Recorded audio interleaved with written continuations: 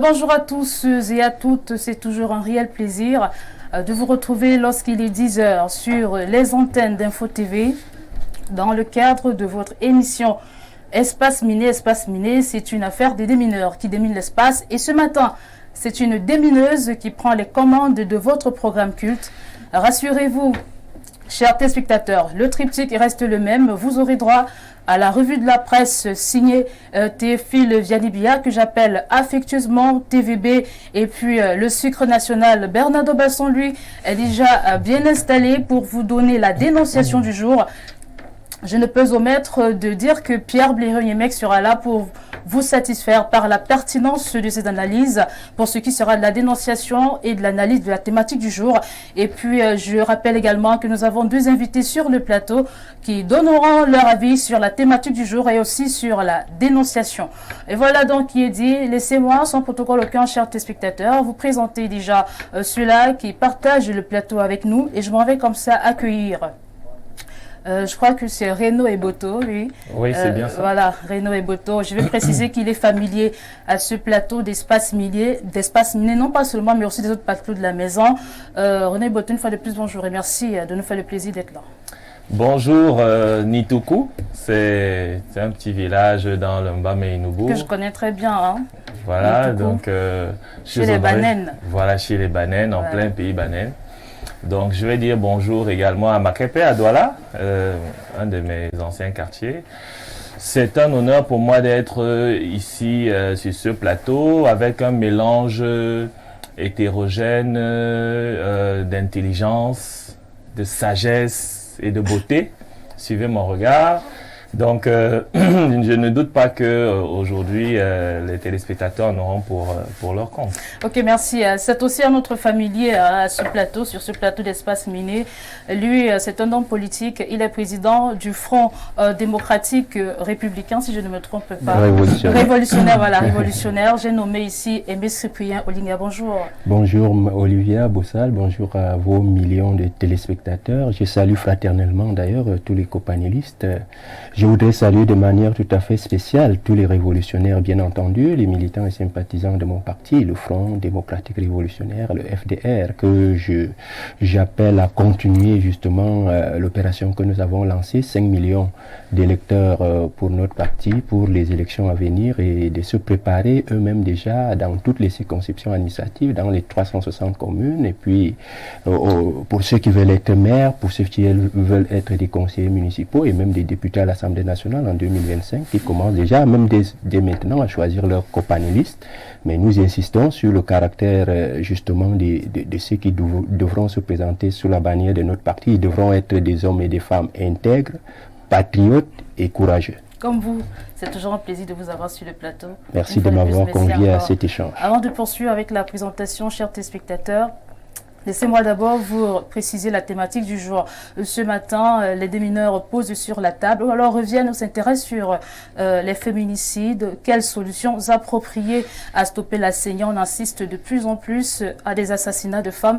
Et ce matin, nous en parlerons sur ce plateau. Et maintenant, je m'en vais ainsi accueillir le sucre national, celui que vous aimez bien. Je l'appelle, c'est l'homme aussi de la dénonciation. Il s'appelle Bernardo Basson. Bonjour Bernardo Basson. Bonjour Olivia, le sucre national est là. Chez les secondes, on dit national Nkok. Nkok, c'est le sucre. Bon, si je prononce mal, monsieur Lingapura, on dit me corriger. Alors, peut-être comme les Romains. C'est un pays et donc je fais un peu comme les Bernardo, vous sortez d'un week-end et tout le monde sait ici que vous êtes très attaché au Mbok. Je suppose que vous avez volé à la rescousse d'une âme entre-temps. Bon, voilà, la rescousse, c'est trop dire. Je n'ai pas cette force-là, humainement parlant. Je ne suis qu'une petite humanité. Ok, d'accord. Mais je suis très content d'être là ce matin. Je te retrouve, Bossal, très rayonnante comme d'habitude à la présentation aujourd'hui. C'est un réel plaisir pour moi de partager un plateau avec toi comme présentatrice. Je pense que ceux qui nous reçoivent seront très heureux ce matin. Alors, aujourd'hui, nous sommes le 19 du mois de juin. C'est la journée mondiale. On commémore, voilà, la journée mondiale contre l'élimination des violences faites aux femmes en période de conflit. Okay. Vous savez que les périodes de conflit, parfois, sont les périodes dans lesquelles il y a beaucoup d'abus et d'irrégularités. Et là, on parle bien sûr des conflits réguliers, parce qu'il faut savoir qu'il y a un droit dans la guerre. Donc, parfois, le droit s'applique dans la guerre.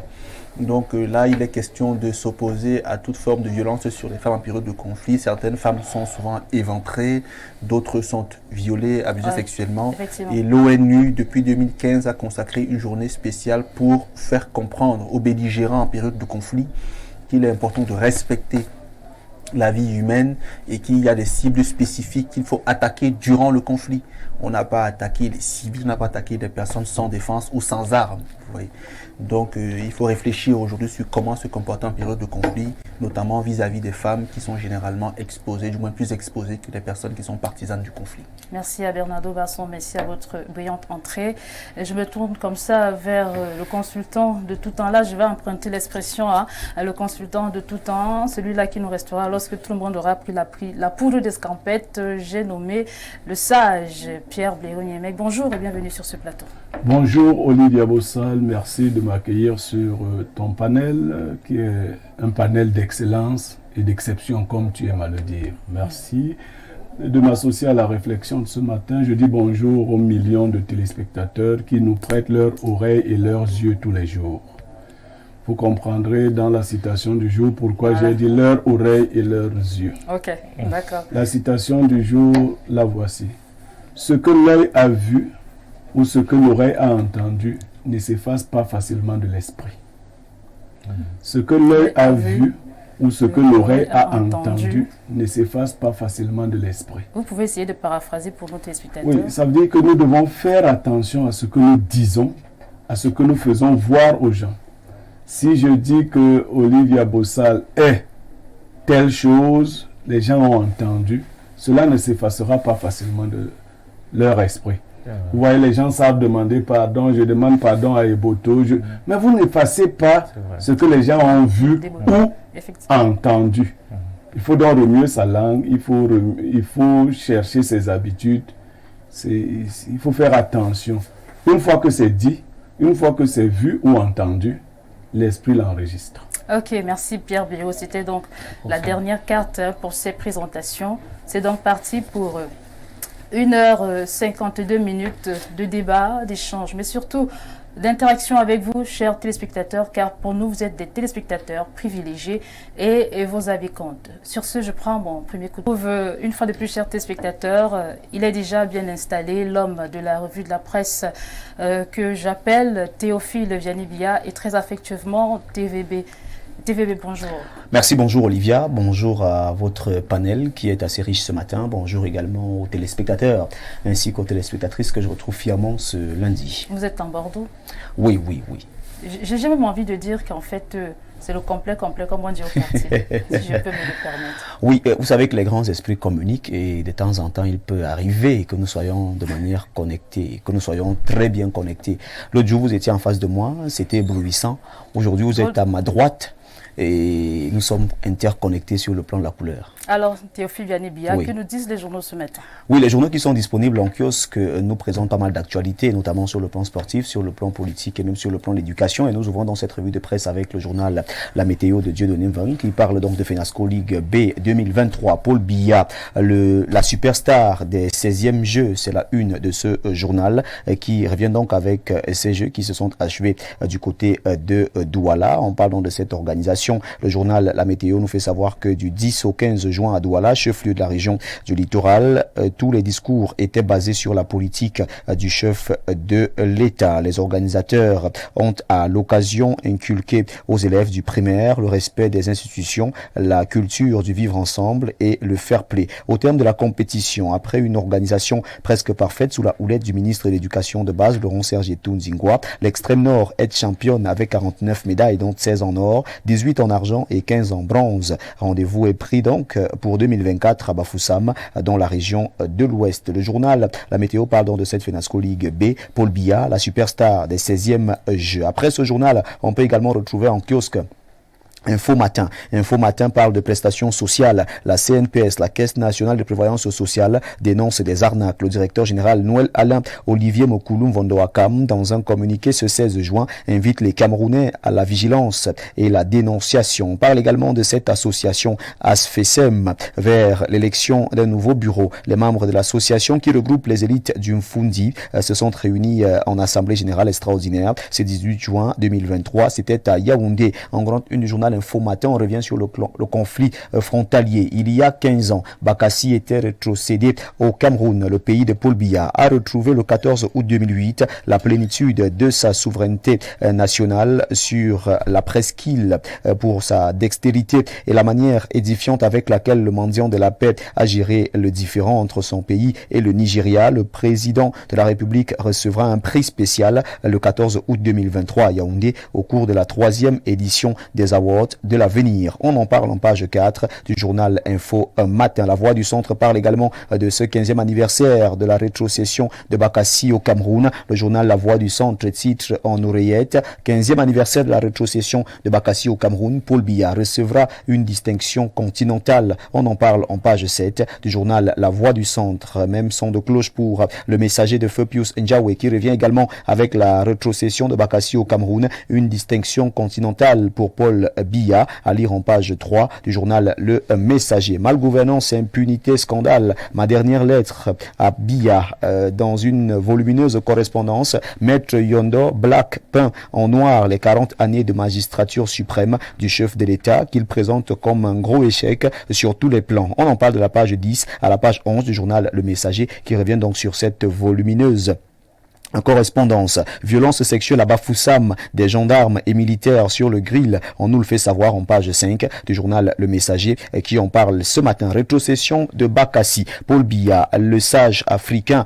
Paul Biya est donc présenté comme étant le sage africain au journal L'Indépendant de Max Mpanjo. C'est billet hebdomadaire d'enquête, d'analyse et de sondage qui parle également de la SNH Moudiki. La chute s'interroge le journal L'Indépendant qui est en kiosque et qui revient également sur l'affaire Le Coq Sportif. La Fédération camerounaise de football condamnée à payer 7 milliards. Le journal nous le fait savoir en page 12. La Nouvelle Expression consacre sa grande une à cette actualité. Contrat d'équipementier. Le Coq Sportif coince la Fédération camerounaise de football. On nous le fait savoir en la page 6. À la page 7, on nous dit plus clairement que la FECAFOOT est donc condamnée à payer à environ 7 milliards de francs CFA au titre des frais de procédure. On en parle ce matin avec le journal La Nouvelle Expression. Escroquerie collective. Ninche cuisine le Minjustice. On en parle en page 2 du journal La Nouvelle Expression qui revient donc sur le balai des ministres et membres du gouvernement du côté de l'Assemblée nationale. La nouvelle de Jacques Blaise Mvier parle également du Parlement. Honorable Ninche accable Laurent Esso. On nous le fait savoir en page 5 du journal La Nouvelle qui est en kiosque et qui parle également de l'affaire Kotko. Ngongo, le bras séculier de Paul Biya. Le rôle des principaux acteurs dévoilés de la page 3 à la page 4. On en parle avec le journal La Nouvelle qui est disponible en kiosque et qui parle de cette actualité. Sur population carcérale, Laurent Esso présente l'enfer en page 8 du journal Mutation. On peut donc lire cette actualité qui est présentée en pied de une du journal de Georges Alain Boyomo qui est disponible en kiosque et qui revient également présenter les hommages de Charles Ndongo et Zachary Nyingman en page 6 et 7 pour parler donc de la disparition de Nidjon Frunzi. Eco News de Pascal Dibamou reste du côté de l'Assemblée nationale avec le passage du ministre de l'eau et de l'énergie. Usine flottante de liquéfaction du gaz dans le bloc Etindé. Trop d'obstacles au projet. Face aux députés vendredi dernier lors de la séance des questions orales, le ministre de l'eau et de l'énergie Gaston Elundou Somba a expliqué que les 3 puits forés au cours de la période allant de 2018 à 2021 ont présenté un faible profil de production de gaz naturel. Réforme, on en parle avec le journal Le Jour d'Aman Mana qui reste donc dans la loi d'orientation de l'enseignement supérieur. On nous fait donc savoir que cette loi d'orientation divise. Le texte est en examen à l'Assemblée nationale d'après l'information qui est présentée de la page 2 à la page 3 du journal Le Jour. Coupe du Cameroun de football, des demi-finales avec Stade FC de Banjul. Cette équipe de la Ligue régionale de l'Ouest s'est qualifiée au même titre que 3 clubs d'élite 1. En page 9, on revient donc sur la fiche des demi-finales parlant de la Coupe du Cameroun. Le Zénith reste dans la gendarmerie gendarmerie nationale. Et plus précisément, ce journal nous amène du côté de la brigade de gendarmerie de Mélène, le temple de la corruption et de l'abus de pouvoir. C'est la quintessence d'une requête adressée au ministre de la Défense sous couvert le chef de division de la sécurité militaire, rédigé le 23 mai dernier par Roland Nzengue du secrétariat général des services du Premier ministre. En page 3, on revient donc sur la brigade de gendarmerie de Mélène qui est présentée ici comme étant le temple de la corruption et de l'abus de pouvoir. Sans détour, qui est en kiosque, parle ici de logements sociaux. La SIC veut conjurer les dysfonctionnements du mandat de gestion. Actualité à lire en page 3. On nous fait donc savoir qu'une mission était donc du côté de Douala, une mission conduite par le directeur général de la Société immobilière du Cameroun pour trouver des solutions idoines concernant bien évidemment les entraves à la saine gestion des cités sous son contrôle. Le journal en parle et revient donc sur la SIC qui veut conjurer les dysfonctionnements du mandat de gestion. On en parle en page 3. Gaz domestique. Le Mincommerce gèle une tentative de hausse des prix. L'information nous est relayée ce matin en page 4 du journal Sans détour. Yokadouma, forte tension entre les populations et Eneo. Qu'est-ce qui se passe du côté de Yokadouma? Le journal de Nestor Diatou en parle ce matin et nous fait savoir qu'il y a donc une forte tension entre les populations et Eneo, en cause le non-raccordement du village Malabango au réseau de Yokadouma. On en parle donc ce matin en page 11 du journal de Nestor Diassou. Cameroun Tribune, le quotidien gouvernemental, s'intéresse à la protection de l'enfant. Chantal Biya, en bonne avocate, dans un message délivré le 16 juin dernier à l'occasion de la 33e édition de la journée de l'enfant africain, la première dame du Cameroun invite à prendre grand soin de cette catégorie sociale et à ne ménager aucun effort pour construire des environnements humains propices à son épanouissement. À lire dans l'intégralité du message de la présidente fondatrice de Synergies africaines contre le sida et les souffrances, de la page 8 à la page 9, parlons du Hajj 2023. On revient donc sur ces voyages présentés ici comme étant des voyages sans turbulence, en supervisant le dernier départ des pèlerins en route pour l'Arabie Saoudite vendredi dernier à l'aéroport international de Yaoundé-Nsimalen. Le Minat Paula Tanganji a conclu que le processus est bien mené. Au total, ce sont 3165 fidèles qui effectuent donc le pèlerinage cette année sous l'encadrement du gouvernement. L'économie de Thierry Ekouti revient donc avec le classement Forbes Afrique.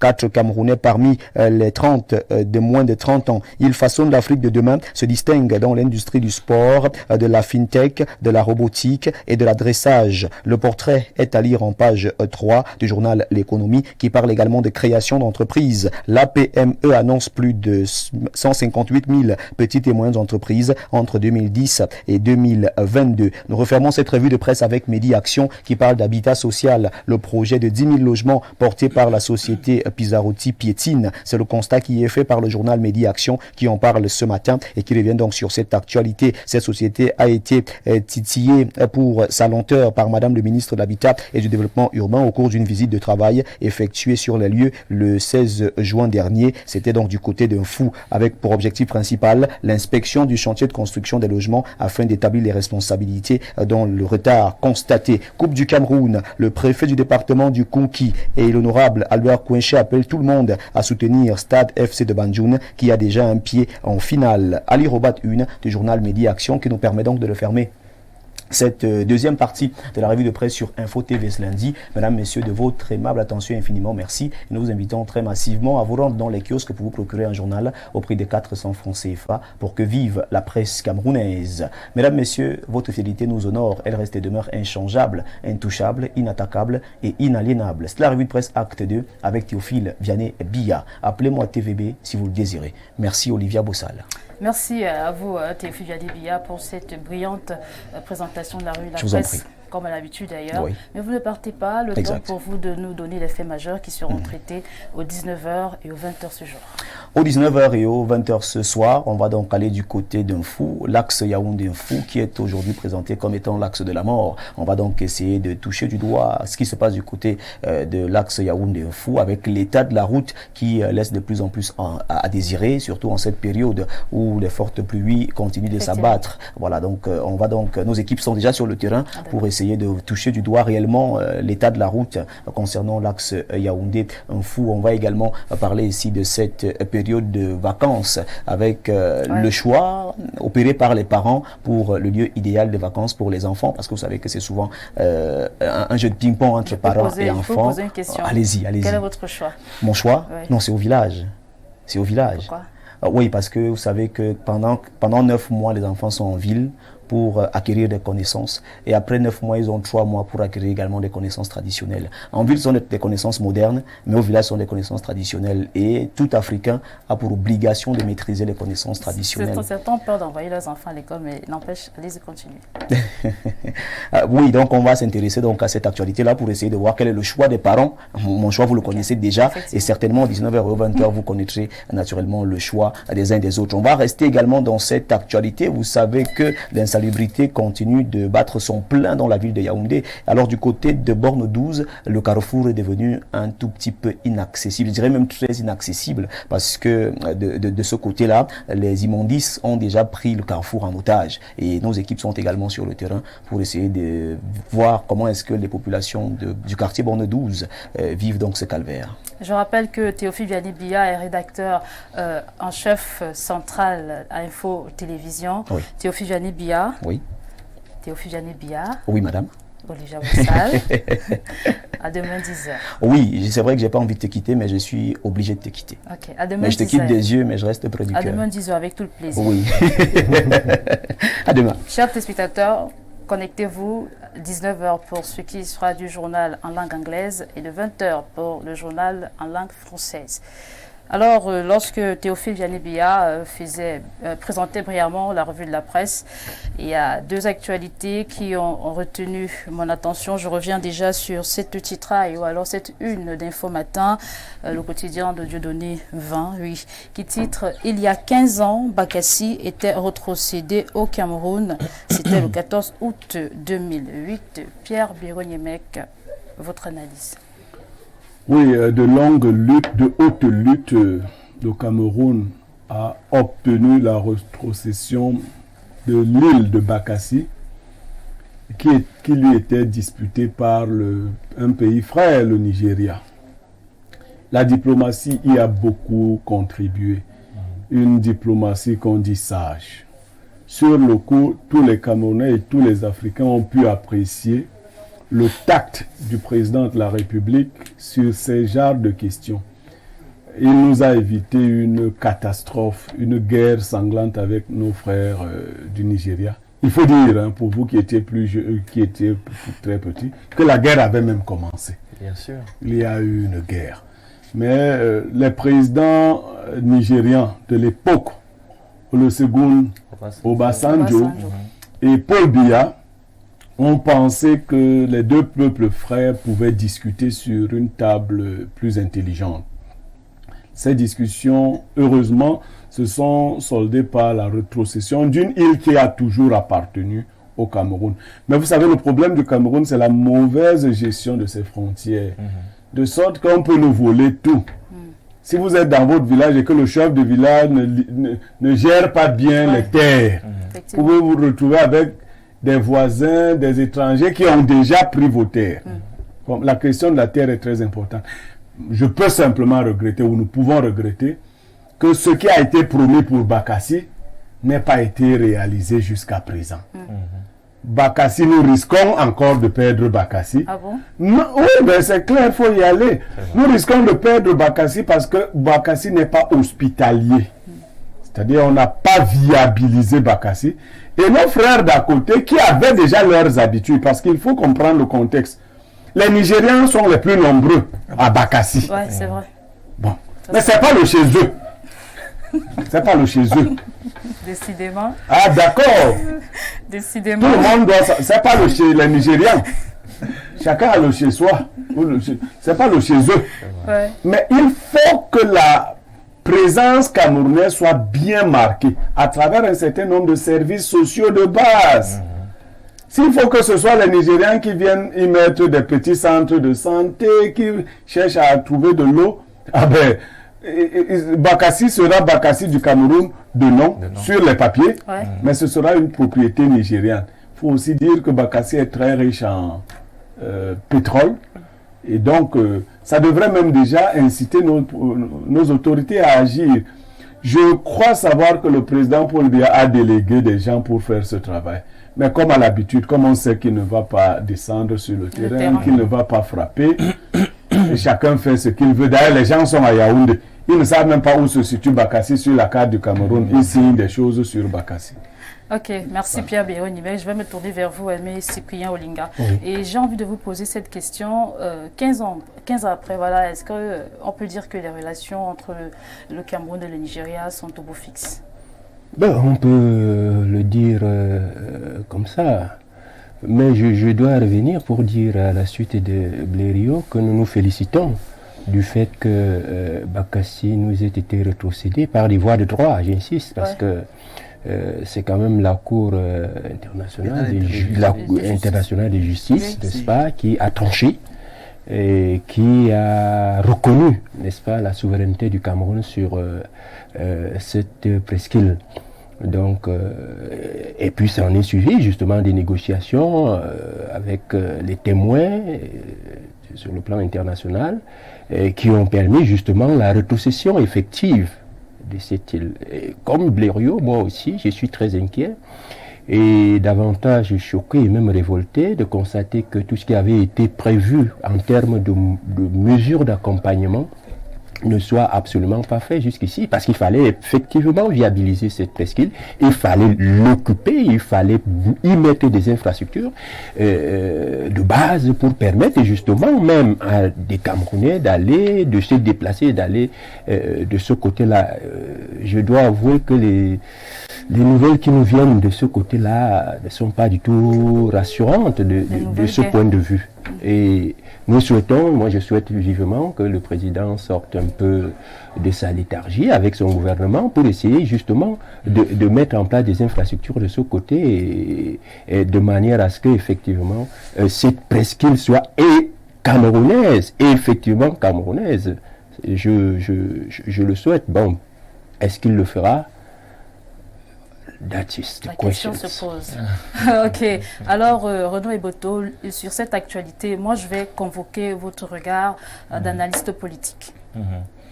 En fait, moi, je m'intéresse... Déjà, il faut saluer l'action du chef de l'État sur cette question. Mais moi, je m'intéresse à Bakassi 15 ans plus tard. Bakassi est un réservoir en termes de pétrole. Est-ce qu'on arrive à exploiter ce pétrole-là? Bakassi est un réservoir en termes de poissons, donc en ce qui concerne la pêche. Est-ce qu'on arrive à capitaliser là-dessus? Il me semble qu'il y a quelques années, il y avait des incitations de l'État du Cameroun, parce que l'État incitait les Camerounais à aller de ce côté, il y avait des incitations. Est-ce qu'on a pu changer en fait la physionomie, la configuration de la ville de Bakassi, de manière à ce qu'aujourd'hui il y ait autant de Camerounais que de Nigérians? Voilà des questions qui restent en suspens. Toujours est-il que on constate qu'il y a très peu de communication sur la presqu'île de Bakassi venant de notre gouvernement. Donc ce n'est que avec cette actualité qui concerne le fait qu'on doit décerner un prix au président de la République, son Excellence Paul Biya, que l'on revient sur Bakassi. Mais où est-ce que la communication gouvernementale était depuis ces 15 ans? Vous savez que malheureusement, notre ministère de la Communication se limite à réagir lorsqu'il y a un événement d'envergure. C'est-à-dire qu'il y a une catastrophe, il y a un accident, il y a RFI qui a commis un rapport, ou alors les organisations internationales qui ont pondu des rapports. Mais il faudrait que l'on pense à faire de la communication d'influence. La communication d'influence, la communication de gestion de l'image d'un pays, ce n'est pas encore fait, vous voyez. Donc il faudrait justement qu'on puisse le faire. C'est-à-dire qu'il y va du ministère de la Communication comme celui du tourisme, vous voyez, et même celui de l'environnement. Alors, Bakassi est une zone touristique potentielle. Mais est-ce que ce potentiel est exploité? Est-ce qu'il est mis en valeur? Est-ce qu'il est présenté aux Camerounais? Je suis sûr que si on avait présenté les atouts de la ville de Bakassi à certains Camerounais, en termes de sécurité, en termes d'infrastructures de base dont parlait brillamment M. Niemek tout à l'heure, il y en a qui auraient été volontaires pour aller vivre de ce côté-là. Donc, il faudrait, en dehors de ce qui est fait actuellement, que l'on puisse essayer de s'intéresser davantage à nos frontières. Il n'y a pas que Bakassi. Je crois que le jour où le Cameroun sera un pays vraiment soucieux de sa souveraineté, on ne récupérera pas simplement Bakassi parce qu'il y a également des parties camerounaises au Gabon, en Guinée équatoriale, etc. On pensera également à les récupérer. Mais pour le moment, c'est déjà bien que l'on se soit arrêté pour ces 15 premières années pour essayer de regarder en arrière qu'est-ce qu'on a fait. Mais il faudrait que l'on pense à l'avenir, à essayer d'exploiter justement ce type de zones qui sont très riches. C'est des zones, vraiment, ce sont des pépites, en fait, ce type de zones. Il faudrait que le Cameroun pense à les exploiter. Alors, je vais vous poser une question. Tout comme Blaireau Niemek et Aimé Cyprien Olinga, craignez-vous que Bakassi, d'ici quelques années, soit perdu, que le Cameroun perde de nouveau la presqu'île de Bakassi? Vous voulez qu'on vous dise la vérité? Ouais. Bakassi, c'est le Nigeria. C'est la simple vérité. C'est le Nigeria parce que ce sont les Nigérians qui y sont. Ouais. Donc nous on a Bakassi que sur le papier en fait. C'est-à-dire si on n'exploite pas, vous n'exploitez pas votre champ, quelqu'un va y cultiver pendant 30, 40, 50, 70, 100 ans. Après lorsque vous revenez pour essayer de récupérer ce champ, vous avez tous les problèmes de la terre. Je dis, l'État il y a quelques années a incité la population à y aller. Mais peut-être que les mesures d'accompagnement n'étaient peut-être pas assez attrayantes, etc. Il faudrait que les Camerounais aillent s'y installer et développent cette zone. Il faut que le Cameroun développe cette zone. Vous voyez? On nous a annoncé que Bakassi était l'une des 4 plus grandes ressources pétrolières du monde. Vous voyez? Pourquoi on n'exploite pas le pétrole de ce côté? Pourquoi Congel Cam ne va pas pêcher du poisson de ce côté?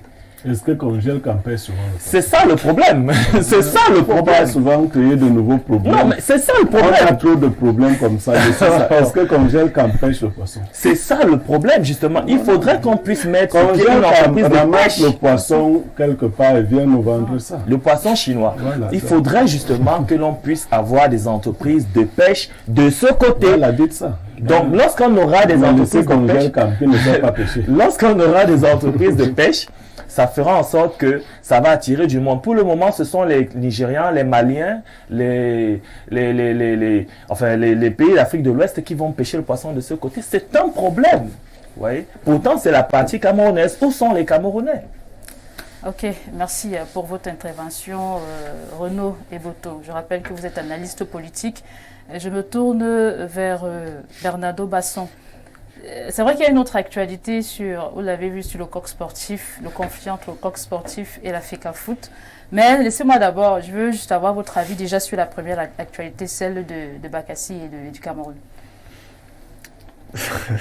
Sans vouloir donner juste de leçons. En quelques mots, ouais, parce que l'actualité sur laquelle je vous attends, c'est celle du coq sportif. Je pense que stratégiquement parlant, les pouvoirs publics camerounais se trompent un peu.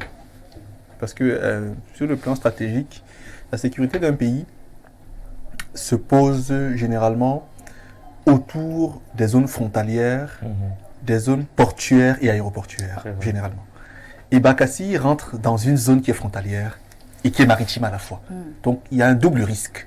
C'est-à-dire, déjà, sur le plan purement économique, c'est une zone riche, qui peut être exploitée. Et sur le plan stratégique, c'est une zone par laquelle on peut pénétrer aussi bien par la terre que par l'eau. Donc, s'il y avait installé une base militaire, il y a de cela, 15 ans, Bakassi aurait été peuplé. Parce que beaucoup y seraient allés avec leurs femmes, il y aurait eu des écoles pour scolariser leurs enfants, des hôpitaux pour les soigner, on y aurait afflué. Vous voyez, mais comme cela n'a pas été fait, vous voyez, 15 ans plus tard, René Botola dit, ça fait mal, mais Bakassi, pratiquement parlant, est nigérian, mais théoriquement parlant, est camerounais. Donc, on est sorti du conflit, mais pas de la difficulté.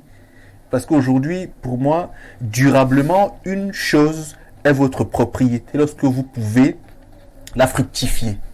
Il n'est pas juste question de dire cela m'appartient, mais il est question de démontrer que vous pouvez apporter une plus-value à ce qui vous est propre. Donc au Cameroun aujourd'hui, malheureusement, Bakassi n'est pas exploité, n'est pas rentabilisé, n'est pas utilisé, et donc forcément n'est pas peuplé par les Camerounais. Et donc forcément on peut regretter cela.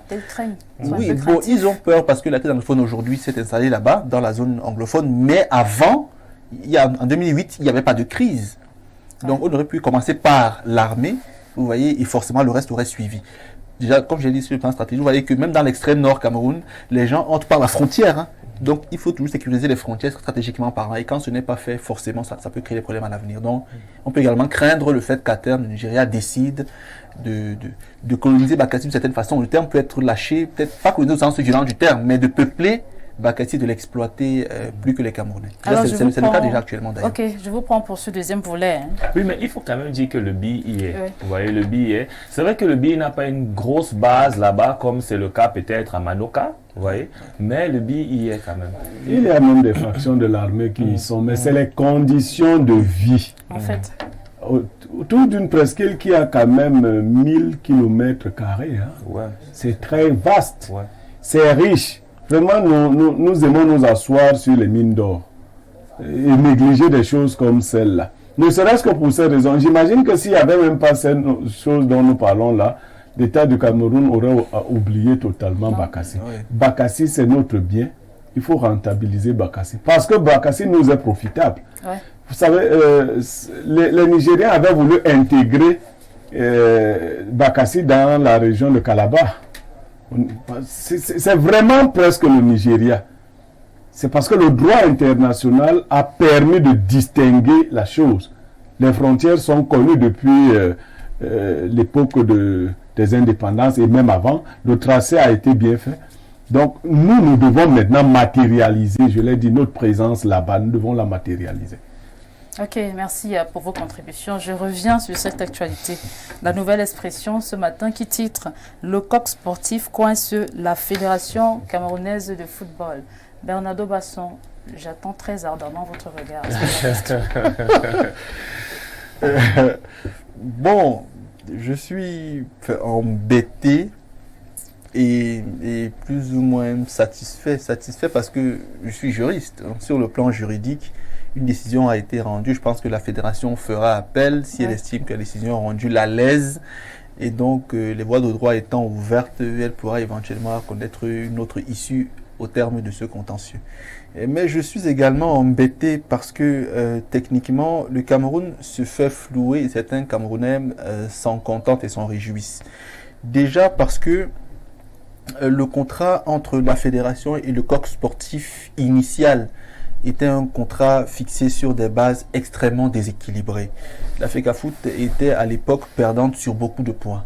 Donc c'était un contrat qui me semble avoir été signé sur des questions d'accointance, d'affinité ou de famille, mais pas sur des bases réellement économiques. Oui, parce que ce que Coq Sportif reversait à la fédération était beaucoup trop minable pour le label du Temps du Cameroun. Vous voyez. Donc forcément, voilà pourquoi beaucoup ont dénoncé ce contrat en estimant que non, c'est un contrat qui est déséquilibré. Coq Sportif gagnait plus que la FECAFOOT.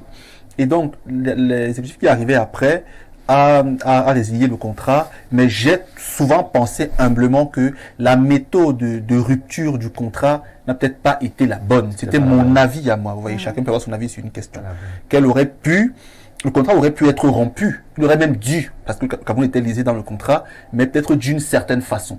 Donc aujourd'hui, il faut également noter que le problème juridique de base qui est trouvé à ce contrat et qui me conforte dans l'idée que c'est un contrat vraiment délicat pour le Cameroun, c'est que un contrat ne peut pas être conclu au Cameroun pour être exécuté au Cameroun, mais convoquer la juridiction française comme compétente en matière de litige. Vous voyez, donc ça veut dire clairement il n'y avait pas une liberté contractuelle camerounaise. C'était plus un guet-apens, c'était plus un piège. Nous sommes tombés dans le piège, les pieds en l'air, tête en bas, et forcément ça nous retombe dessus aujourd'hui. Donc c'est regrettable, mais j'espère que la fédération fera appel et que la décision rendue en appel sera différente de celle rendue en instance. Ok, merci Bernardo. Le temps me permet encore de prendre les avis des autres copanélistes. Je vais comme ça me tourner vers David Ebotou. Non, pas David, Renaud Ebotou. Voilà, David, vous allez m'excuser. Renaud Ebotou, voilà. Mais ça, joli prénom. Moi, ce que je pourrais dire, c'est que la FECAFOOT a commis une erreur qui était pourtant évitable. Vous voyez, vous ne pouvez pas, à la veille d'une Coupe du Monde. Vous savez que si le COP sportif est venu au Cameroun, c'est bien parce qu'il se disait qu'il est possible de rentabiliser leur investissement avec des grands événements mondiaux comme la Coupe du Monde. Le Cameroun y va et à la veille, vous venez résilier le contrat. Vous comprenez bien que le COP sportif ne pouvait pas en rester là parce qu'il y a un préjudice. Vous savez qu'on ne prépare pas les maillots pour une Coupe du Monde à 2-3 mois de la Coupe du Monde. Donc on les prépare bien avant. Parce que justement, le contrat avait violemment été résilié. Hein. Oui, non, c'était... En fait, vous, en droit, Monsieur Basson l'a expliqué tout à l'heure, en droit, vous pouvez avoir raison. Mais c'est la manière, donc, maintenant, ce sont vos actions qui vous donnent tort. Vous comprenez? C'est-à-dire qu'il y a eu une rupture de contrat de manière unilatérale. Qui n'a pas respecté les intérêts des uns et des autres. Moi, je pense sincèrement que la FECAFOOT aurait pu, vu que le contrat devait s'achever en décembre 2023, s'asseoir sur une même table avec le COP sportif et se dire, OK, on va à la Coupe du Monde, moi je ne veux plus de votre contrat qui n'est pas bon, mais comme on doit aller à la Coupe du Monde, on s'entend sur les gains. Et à l'issue de la Coupe du Monde, on rend notre contrat. C'était aussi simple. Vraiment, on ne serait pas en train de se retrouver avec 7 milliards de francs de dommages à payer. Sauf que Renaud, si tu permets, Olivier, vraiment, ce n'est pas pour griller la politesse. Les informations que j'ai eues, peut-être tantôt vraies, tantôt fausses, bon gré, mal gré, faisaient état de ce que COP Sportif refusait de présenter le contrat original à la Fédération Nouvelle Exécutive. Deuxièmement, une fois que le contrat a pu être obtenu, refusait de payer le reste de traite. Parce qu'apparemment, le contrat devait être payé de façon échelonnée. Et les traites restantes n'étaient pas payées par le COC. Du coup, la fédération s'est donc révoltée contre cela, a décidé de mettre fin au contrat. Vous voyez. Exactement. Voilà pourquoi je lui dis que l'idée de mettre fin au contrat me semble noble, mais peut-être la méthode n'a pas été la plus judicieuse qui soit. Oui, mais même jusque-là, il fallait quand même poursuivre avec la diplomatie. Vous comprenez? Je pense aussi. Il fallait qu'on poursuive avec la diplomatie. Moi, je crois que on s'est créé plus de problèmes qu'on en a résolus. Parce que la solution One All Sport, parce que normalement, vu que c'est au bénéfice de One All Sport qu'on est allé à la Coupe du Monde, si One All Sport existe réellement, que One All Sport réagisse donc maintenant. On attend donc que One All Sport se prononce. One All Sport va-t-il nous aider à payer les 7 milliards de francs qu'on demande à payer? Est-ce que One All Sport va rester dans son coin? Finalement, est-ce que One All Sport existait? Parce que depuis que la Coupe du Monde s'est achevée, on n'a plus jamais entendu parler de One All Sport. Ouais. Où est le bus? Où est le contrat? On nous a dit de donner 7 milliards l'année, etc. Est-ce que la FECAFOOT a donc les moyens de pouvoir...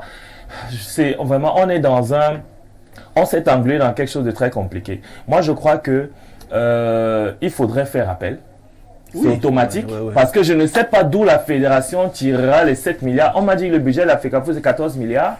Donc si on doit payer 7 milliards au COP sportif sans compter les frais d'avocat, donc on va peut-être aller à 7 milliards et demi. Il faut payer 1 milliard et demi à l'ancien coach. Il faut rembourser les 3 milliards qu'on doit à l'État du Cameroun. Tout le budget sera complètement emporté. Donc je veux dire que il faut que la FECAFOOT aille en appel et maintenant on attendra, si jamais il y a un recours en appel, on attendra l'issue de ce recours pour pouvoir nous prononcer. Ok, merci. C'est Pio Olinga. Oui. On parle de 7 milliards à reverser à tort ou à raison selon vous? Ben, écoutez, moi je crois que, comme les précédents orateurs l'ont dit, de mon point de vue, c'était un contrat qui frisait un peu le dol, qui frisait un peu l'escroquerie à la limite. Vous ne pouvez pas avoir signé un contrat, vous ne reversez pas les tranches que vous avez décidé de reverser, et puis lorsque le contrat il est résilié, vous présentez et puis vous dites on vous octroie des, comment on appelle ça, des pénalités qui dépassent largement peut-être ce que vous devriez verser, multiplié par 100. C'est pas sérieux. Moi je crois aussi, comme les autres, qu'il faut que la FECAFOOT fasse appel et que l'affaire soit réexaminée dans l'intérêt des deux parties. Je suis d'accord que la façon dont le contrat a été résilié était plus ou moins cavalière quand même. Il fallait un peu de la diplomatie dans l'affaire et puis de la discussion, de la diplomatie, effectivement, pour s'entendre sur les termes de la séparation, parce que de mon point de vue, la séparation était nécessaire. Mais il fallait s'entendre sur les termes de la séparation. Que l'Africafoot fasse appel et que, naturellement, ce jugement soit revu dans l'intérêt des deux parties, parce qu'il me semble que le premier jugement là ne l'a pas été. Ok, Aimé Sepio Olinga, merci pour votre intervention. Je me tourne vers... je sais pas, j'ai peur de donner la parole au consultant de tout le temps. Et de temps malgré sa jolie cravate, parce que je crains le retour, mais je me trouve contrainte et obligée de passer la parole à notre Pierre Béraud-Niémec. Nous vous écoutons. Non, vous serez déçus parce que moi je pense que je vais rendre un service à l'Africafoot dans le conflit qui l'oppose au coq sportif. Je suis très proche du grand frère Yannick Noah. J'irai le voir à la maison, je vais lui dire que vois avec tes amis là, vraiment tu es Camerounais, ne nous tue pas. Nous avons mal agi. Tu sais que nous agissons souvent mal, mais ne nous tue pas. Les Camerounais risquent d'en vouloir, parle à tes amis. Dans les séparations de couples, ce qu'on appelle divorce, il y a des couples intelligents qui savent se séparer en douceur. Par consentement mutuel. Ils appellent ça en droit par consentement. Mais je dis même sans qu'il y ait beaucoup de bruit.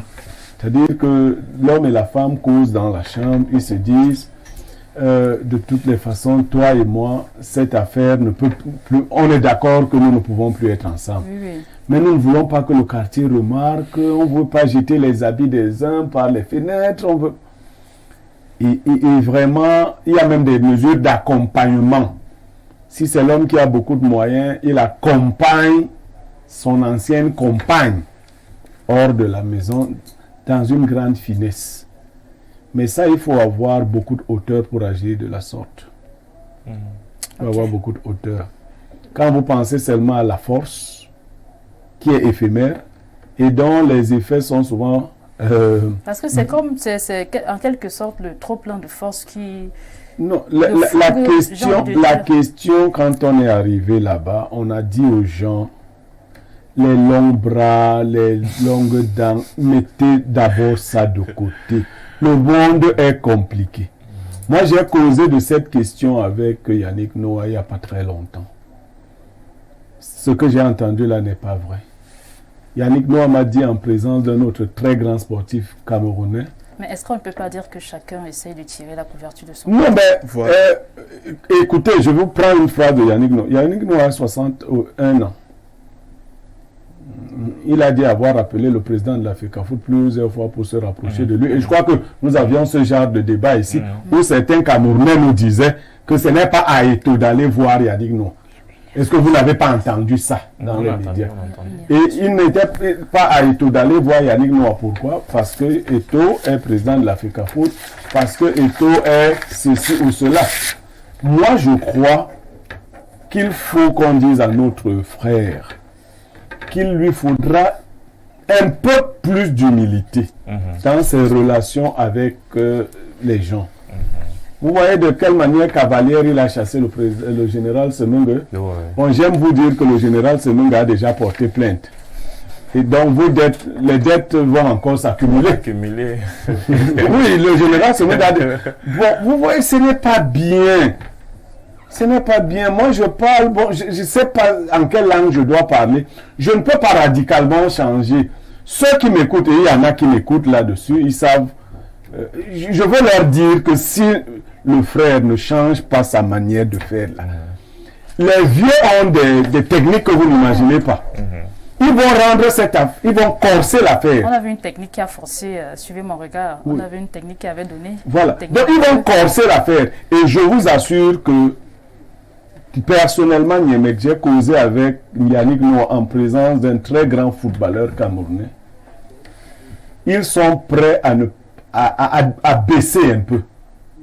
Mais c'est le mépris qu'ils ont refusé. Et jusque-là, ça n'a pas beaucoup changé. Donc il faut une médiation entre... Ça n'a pas beaucoup changé. Et les gens continuent de dire non. Mais attends, nous sommes en train d'aller vers quoi? Et Boto vient de vous faire le listing de dettes. D'autres arrivent. Et le budget ne veut pas dire qu'il y a 14 milliards gardés à la FECAFOOT. Effectivement. C'est parce que le budget, je crois que tu le sais, Boto. Donc il n'y a pas 14 milliards là-bas à la FECAFOOT. Parce que s'il y avait 14 milliards là-bas, on ne se serait pas endetté auprès de l'État du Cameroun. Ce sont des prévisions. Mais on veut vous spolier au-delà de vos prévisions. On veut vous esquinter. Ouais. Donc, et c'est vous-même qui donnez le bâton avec lequel on doit vous fouetter. Est-ce qu'on va arriver à un moment où quelques-uns vont reconnaître qu'ils ne sont pas sur la bonne voie, que ce n'est pas là-bas, qu'on est sur la mauvaise voie? Parce que si vous voulez aller à Douala, je l'ai dit, et que vous êtes en Balmayo, qu'on ne vous dise pas que tout chemin mène à Rome. Là-bas en Balmayo, vous allez arriver à Ngomédiabe, les choses comme ça, mais jamais à Douala. Ouais, c'est ça, c'est vrai. Si vous voulez aller à Douala, il faudra revenir à Yaoundé. Douala, c'est sur la route de Mbankoum. Vous voyez, c'est là-bas. Quand vous êtes en Balmayo, vous allez encore vous enfoncer, vous arriverez à mes têtes, ainsi de suite, mais jamais à Douala. Ceux qui ne marchent que fort lentement et qui suivent toujours le bon chemin peuvent avancer beaucoup davantage que ne le font ceux qui s'en éloignent et qui courent. René Descartes, discours de la méthode.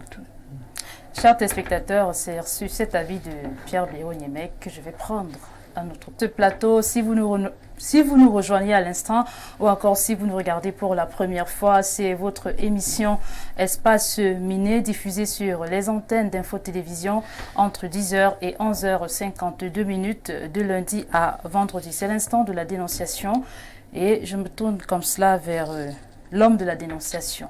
Bernardo Banson, bonjour. Rebonjour. Bonjour Olivia.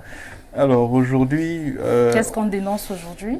On dénonce une fois de plus le comportement d'un employeur tortionnaire, un employeur excessif, qui ne décroche pas le téléphone quand on l'appelle, qui envoie des messages à qui veut l'entendre, selon lesquels il est super puissant, etc. Alors, la dénonciation de ce jour nous vient de Kribi, département de l'Océan, région du Sud. Un jeune homme, je vais faire la version courte pour ne pas prendre beaucoup de temps. Un jeune homme était employé dans un établissement de boissons et il était caissier. L'établissement s'appelle le Platinium de Kribi. Je préfère lâcher quand même parce que c'est assez grave. Le jeune homme y était employé, il était caissier. Il travaillait très bien à la caisse durant de nombreux mois, il n'avait jamais eu de problème. Et puis un jour, la platine est en panne et on lui dit, va la réparer à Douala. Et il dit au patron, ok, mais la clé, où est-ce que je la laisse? Le patron dit, ok, laisse la clé, on la laisse habituellement. Et il laisse la clé où habituellement on la laisse. Et le même soir, il y a cambriolage, pendant qu'il est à Douala. Quand il revient, le patron le suspecte d'avoir comploté pour qu'on cambriole l'établissement Platinium de Kribi. Et le patron dépose plainte contre le jeune homme. Le jeune homme est convoqué au poste de gendarmerie, il est même mis en cellule, il est fouetté, tout ce que vous imaginez, et il est un peu torturé en criant « Je n'ai rien fait, je ne sais rien ». Et les forces de l'ordre de Kribi commencent à ouvrir les enquêtes, mettent la main sur les vrais coupables, qui disent ne pas connaître le jeune homme, et qui ramènent même une partie des choses qui ont été volées. Sauf que durant tout ce temps, le jeune homme qui a travaillé comme caissier, qu'on a accusé injustement, qu'on a molesté injustement, n'a pas eu son salaire. Il souffre. Et quand il demande donc au patron de l'aider en disant que bon, j'ai été licencié déjà abusivement parce que tu m'as accusé à tort, il n'y a pas de problème, demande-moi mon salaire du dernier mois pour que je puisse me retirer et me chercher ailleurs. Le patron refuse. Vous voyez donc, cet abus manifeste la problématique parce que un enfant comme ça se retrouve victime de violence pour rien, on l'accuse à tort et on le prive de ses modestes revenus. Face à de tels cas, qu'est-ce qu'il faut faire? Donc moi je pense que, et du coup j'ai demandé le numéro du responsable du Platinium parce que j'aime souvent dire, vous savez que j'aime prendre la peine. Oui, il m'a envoyé le contact, j'ai téléphoné, personne n'a décroché, j'ai laissé des messages, j'ai eu des réponses assez vagues. Je me suis dit, bon peut-être il fallait qu'aujourd'hui on dénonce parce que ça arrivera à Kribi. Et le boss du Platinium là-bas sera sûrement appelé. On lui dira que bon, il y a un gars que tu as employé il y a quelques temps ici et qui souffre à cause de toi. Donc qu'il paye l'argent de ce jeune homme-là, Sinon, je pense qu'une enquête plus approfondie sera ouverte contre ce monsieur pour savoir comment il traite ses employés là-bas, par le service social et par l'inspection du travail. Je suis quelque peu sidérée parce que c'est très récurrent. C'est-à-dire que le management, je ne donne pas mon avis à chers spectateurs, le management des patrons au Cameroun laisse quelque peu à désirer. Mais bon, je m'abstiens de donner tout point de vue. Je vais tout simplement passer la parole à Renaud Eboto, qui est analyste politique, pour qu'il nous donne son avis sur la dénonciation de Bernardo Basson. Alors, c'est compliqué, les relations patron-employé. Vous avez là quelqu'un qui vous doit de l'argent. En plus de cela, il vous moleste. Oui, c'est compliqué les relations patron-employé parce que malheureusement, l'inspection du travail n'a pas une force de frappe coercitive vis-à-vis des patrons. Vous voyez, malheureusement, au Cameroun, le salaire se négocie de gré à gré avec son employé, ainsi que le contrat de travail. Donc, on peut employer un master, un masterisant, quelqu'un qui a un master, un détenteur d'un master à 50 000 francs, comme on peut l'employer à 100 000 francs, que ça passe dans les normes, vous voyez un peu.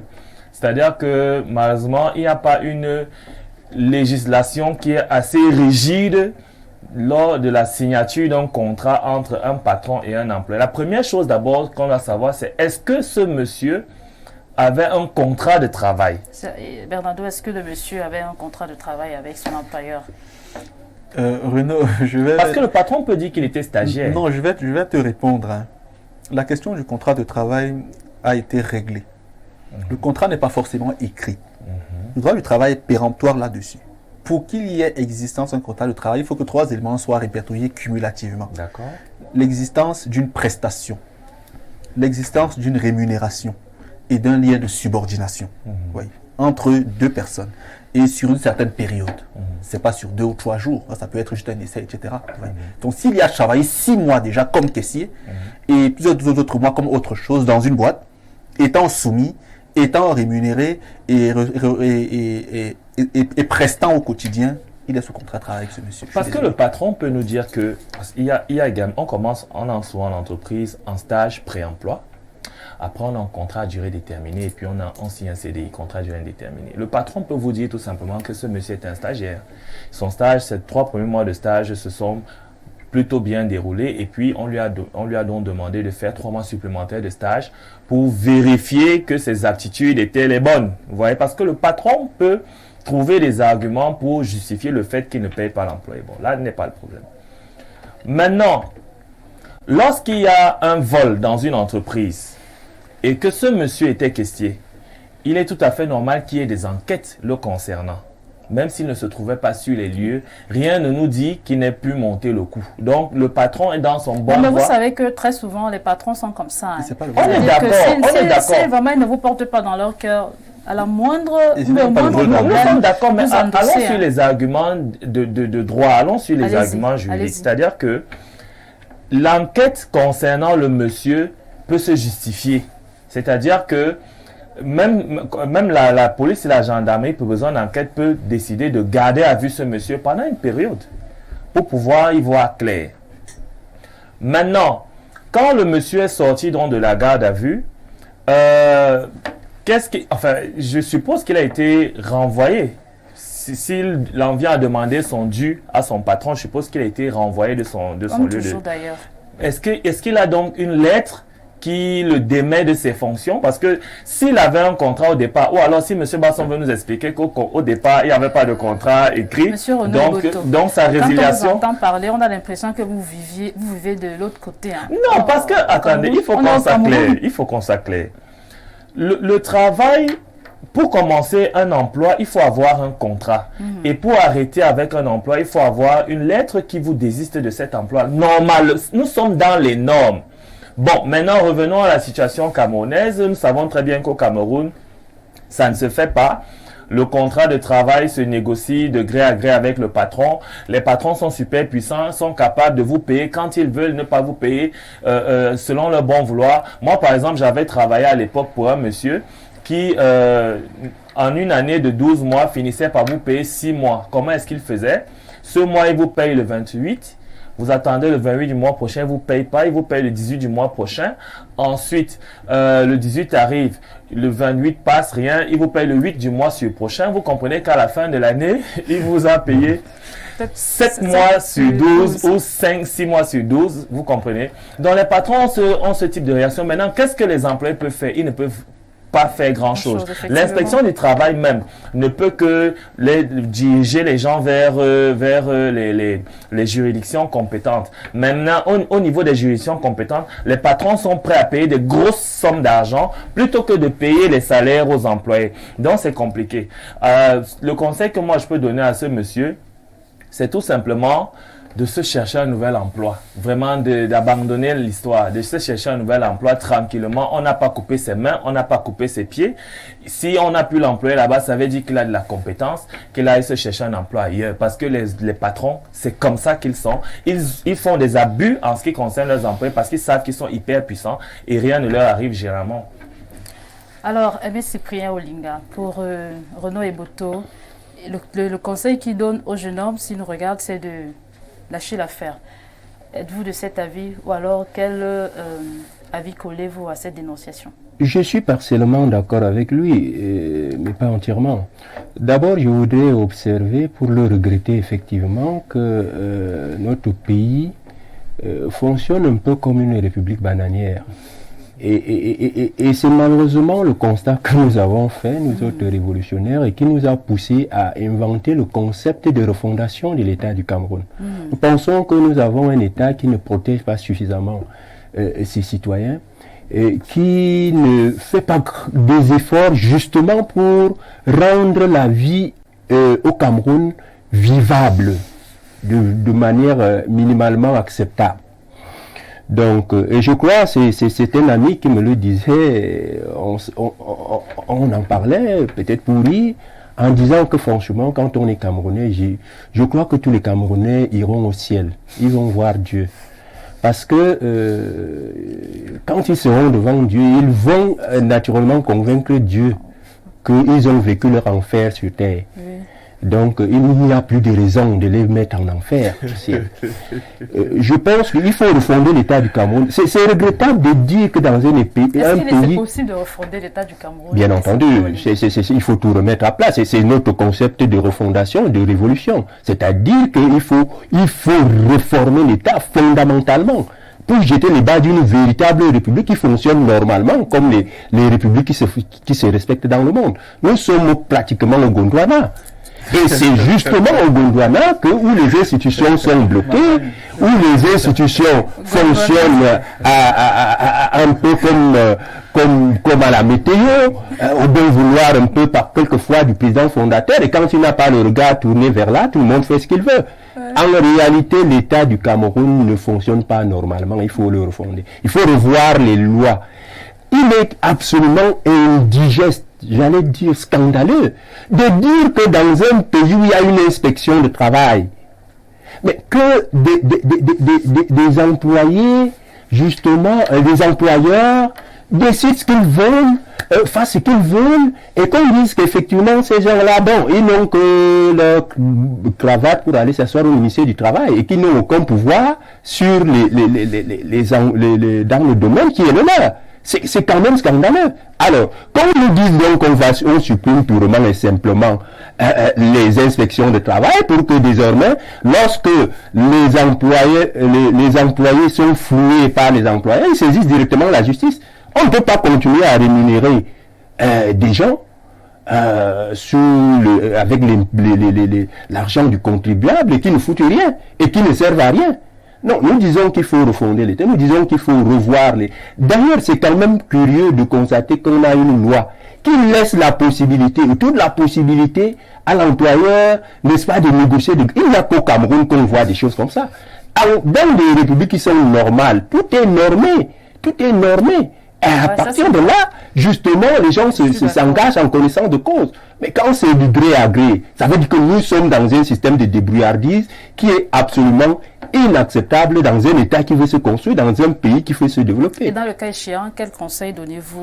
Je dis simplement, à la suite de mon prédécesseur, qu'il faut chercher un emploi ailleurs, parce que là maintenant, D'abord, je ne comprends pas pourquoi, finalement, lorsque les véritables voleurs sont arrêtés et qu'ils disent, ils disent ne même pas reconnaître ce monsieur, je ne comprends pas pourquoi est-ce que l'employeur continue à continuer à le laisser partir.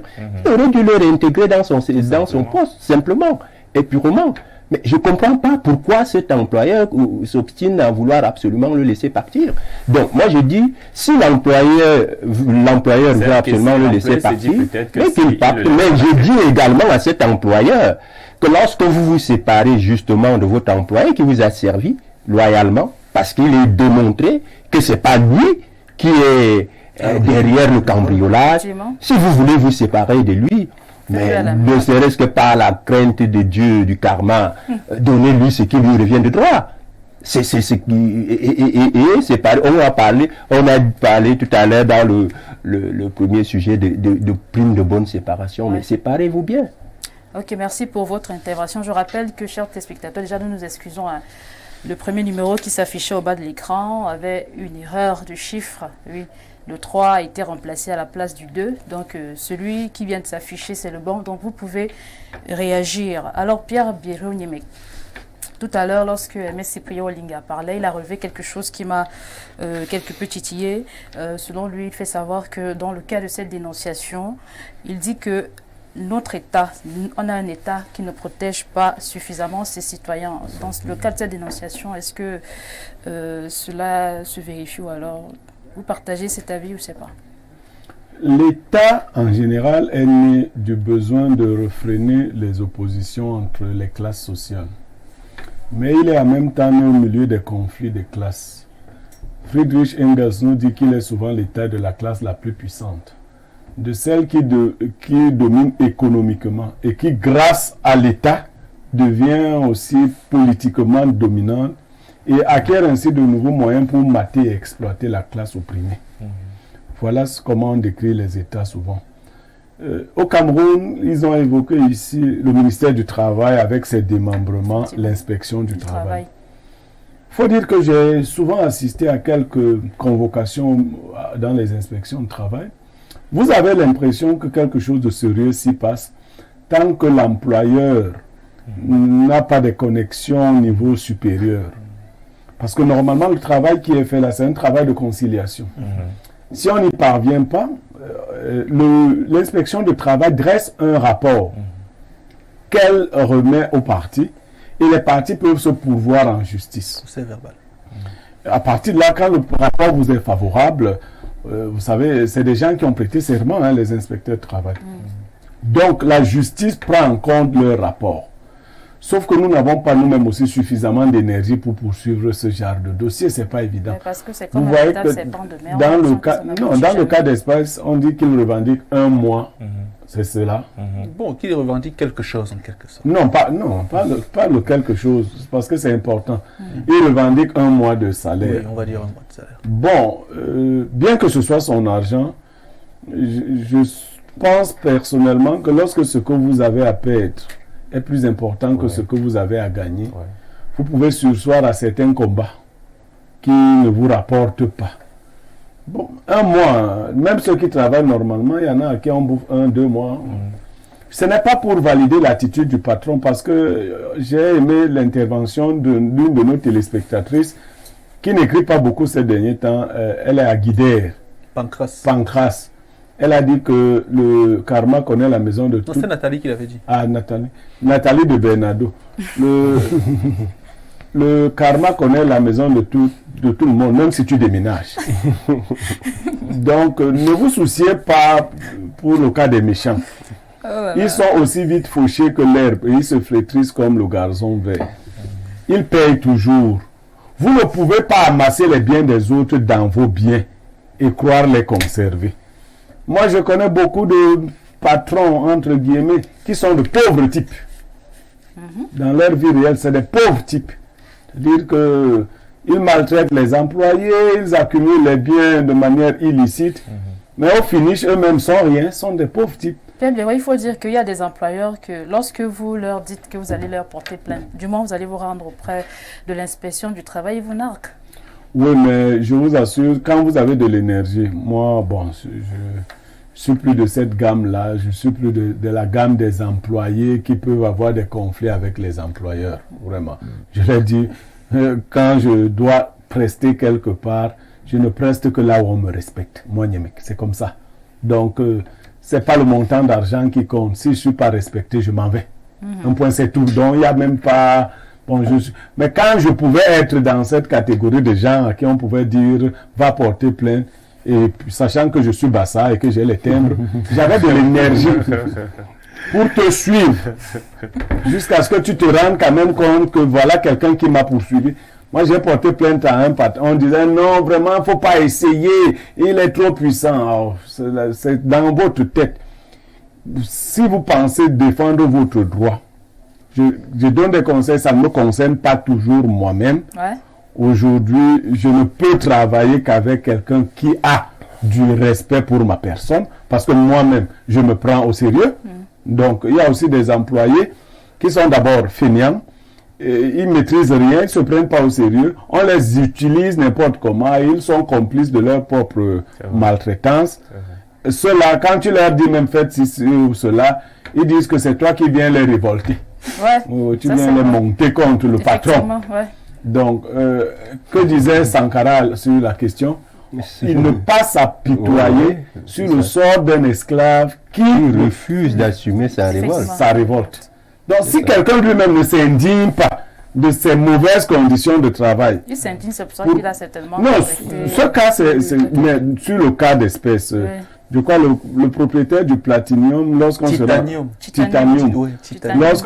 en offre, je crois connaître qui c'est parce qu'il n'y a pas beaucoup de puissants à Kribi que je ne connaisse pas. Je crois connaître, c'est l'un de ces puissants-là. Mais vous savez, la puissance est éphémère. Et quand vous êtes puissant, il faut traiter les petits, ceux que vous croyez être petits, de la manière la plus simple. C'est le conseil que vous donnez aux gens. Non, aux puissants. Mais au fait, à celui-là, je dis qu'il arrête, qu'il ne se gêne pas pour ce combat-là. Il a perdu un emploi. D'ailleurs, il n'avait même pas un emploi. Parce que vous trouvez là, les titanium et tout ça, ce n'est pas les emplois. C'est la pauvreté qui pousse les gens, le sous-emploi. C'est le jonglage. On ne peut pas appeler ça... Quoi que quand vous arrivez là-bas, c'est quoi? Vous parlez, moi je vous ai entendu épiloguer longtemps sur les contrats. Qui fait les contrats de travail dans les SNABA? On est quand même dans le même pays. C'est quand on te dit, quelquefois le patron ne connaît même pas ton nom. Lui, on connaissait son nom parce qu'il était caissier. Les autres, là, on t'appelle toi, là. Oui, bien. Oh oui, vous ne connaissez pas. Ok, merci à vous, Pierre Bio-Niemek. Bernardo Basson. C'est votre dénonciation. Oui. Vous allez certainement dénoncer le patron. Bon, certainement, mais il y a quand même des choses à relever humainement et humblement. Renaud, tu sais, même chez nous en droit, on dit sumum ius summa injuria. Ça veut dire l'application excessive de la loi crée des injustices. Donc, dans certains cas, la loi doit s'appliquer, qui n'est qu'une des sciences sociales, on peut la mettre à l'écart. On peut prendre la sociologie, l'anthropologie, la psychologie, la morale. Donc, le droit ne résout pas tout. Il propose des solutions aux choses qui le concernent. Deuxièmement, je l'avais dit ici. Je suis d'accord. Ressentir de la douleur, c'est être vivant. Mais la douleur des autres, c'est être humain. Oui. Mais aujourd'hui, à mesure que le temps passe, il y a de moins en moins d'humains. Il y a beaucoup de bipèdes là, d'êtres qui marchent avec 2 pieds, une tête, 2 bras, qui sont tous sauf des êtres humains. La force est très éphémère. Parce que, vous voyez, nos parents souvent, quand ils ont 40 ans et nous 15 ans, ils nous frappent beaucoup. À 75 ans, ils vous appellent, donne-moi un peu ma canne, donne-moi un peu le seau, même mon autre, parce que justement la force, elle est éphémère. La principale force, c'est la force du cœur. C'est la bonté, c'est l'humanité. Donc, quand un monsieur comme celui-là, qui a sûrement un peu plus de moyens, accuse quelqu'un de vol, on peut comprendre qu'il s'est trompé. Mais se tromper de chemin, c'est le meilleur moyen d'apprendre quel est le bon chemin. Donc, il peut réaliser qu'il s'est trompé en accusant l'enfant injustement. Et donc, après, il dit à l'enfant, je suis ton père, viens. On va dire en Afrique, les parents n'aiment pas demander pardon, mais mon fils, viens. Va t'asseoir là-bas, travaille. On va gérer ça en famille. Donc, moi, je pense que aller en justice serait une erreur. Parce qu'il n'a pas de moyens pour combattre le patron. Exactement. Je vais encore essayer d'appeler le patron pour lui dire que vraiment, le père, ton affaire là fait mal. Donne à l'enfant là quelque chose. Pardon, on quitte derrière les problèmes. Parfois, il faut gérer les problèmes comme ça. Oui. Mais il n'a pas à penser à aller en justice. Il a à pleurer en tant qu'enfant et on n'a pas à l'empêcher de pleurer parce qu'il a mal. Okay. Il a travaillé, on l'a accusé, on ne l'a pas payé. Mais qui oublie la question de la justice, qui oublie la question du conflit, Info TV en a parlé, Jitanio Makribi sûrement sera interpellé par cela, mais je pense que le patron devra essayer de lui donner quelque chose pour qu'on sorte de cette situation-là. Donc vraiment qu'il se calme, je pense qu'il y aura une solution durable. On va prendre ces premières réactions. Bonjour à vous. Cet employeur a juste orchestré ce braquage pour se débarrasser de son employé. C'est un macro. Merci. Hervé Takonolinga. Oh, il est très long le message, mais je vais le lire. Bonjour le plateau, je n'ai pas fait soi, mais je voudrais savoir comment la FECAFOOT va payer 7 milliards. Pourtant, la poule sportive, durant son contrat, n'a même pas versé le tiers de cet argent. La poule ne livrait pas les maillots à temps. Cette même poule n'habillait pas toutes les catégories. Les pauvres 250 millions par an. La poule ne les versait pas. En ce qui concerne la dénonciation, je pense que désormais, chaque Camerounais en situation de vie un peu précaire doit faire les arts martiaux. Très drôle ça. Les arts martiaux pour se rendre justice. Désolé, il faut les battre avant que le karma ne s'abatte sur eux. Je suis sûr que ce patron est le neveu d'un homme fort de ce pays. Retournons à nos traditions et que chacun apprenne à lancer la foudre, le fusil de la boucle. De la bouche, les fourmis, le minson. Bon, c'est dans la même ville de Kribi qu'un complexe hôtelier a abusé des Camerounais pendant la période de Covid business. Soit il y a un inspecteur de travail là-bas ou pas. Jean-Christ. Bonjour à tous, Madame Bossal. Bon, félicitations pour vos débuts comme modératrice d'émission. Concernant la dénonciation, prenons l'auto-emploi car les patrons sont de plus en plus vicieux. La bataille de la FECAFOOT est une bataille au sommet de l'État entre deux clans bien connus qui se combattent. Monsieur Blériot, même s'il ne l'avoue pas, c'est de quoi je parle. Mais la seule chose qui m'inquiète, c'est que le grand frère Blériot marche déjà avec des gens qui sont réputés pour faire des choses compliquées entre hommes.